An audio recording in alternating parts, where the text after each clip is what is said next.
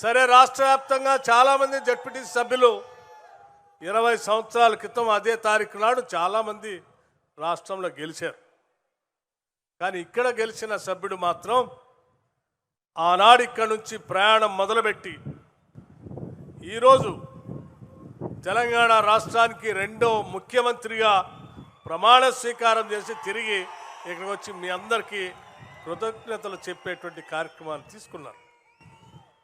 సరే, వారు ఈ 20 సంవత్సరాల సుదీర్ఘ రాజకీయ జీవితంలో కేవలం జడ్పీటీసీ సభ్యుడే కాదు, శాసన మండలి సభ్యుడిగా చేశారు, శాసన సభ్యులుగా చేశారు, పార్లమెంటు సభ్యులుగా చేశారు, రాష్ట్ర కాంగ్రెస్ కమిటీ అధ్యక్షుడిగా చేశారు, ఈరోజు సిఎల్పి నాయకుడిగా ఈ రాష్ట్ర ముఖ్యమంత్రిగా ఈరోజు మీ అందరి మధ్యకు వచ్చారు.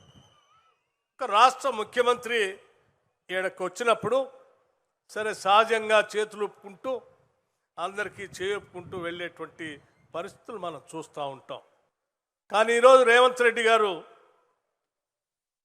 ఆలస్యం అయినా పర్వాలేదు, నేను వాళ్ళందరితో కలిసి భోంచేయాలి, ఆనాడు ఈనాటి నా ముఖ్యమంత్రి పదవికి పునాదులు వేసినటువంటి వాళ్ళందరితో నేను కూర్చొని భోంచేయాలి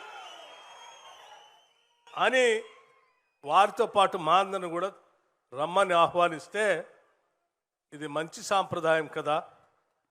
20 సంవత్సరాల క్రితం ఓటేసినటువంటి వాళ్ళని మర్చిపోకుండా కృతజ్ఞత చెప్పి నాయకుడిగా వాళ్ళకి ఒక కృతజ్ఞత చెప్పేటువంటి కార్యక్రమం చేస్తున్నప్పుడు ఇటువంటి నాయకత్వం కదా కావాల్సింది నాయకులకని చెప్పి తప్పనిసరిగా వస్తామని మేము అందరం బయలుదేరి వచ్చాం.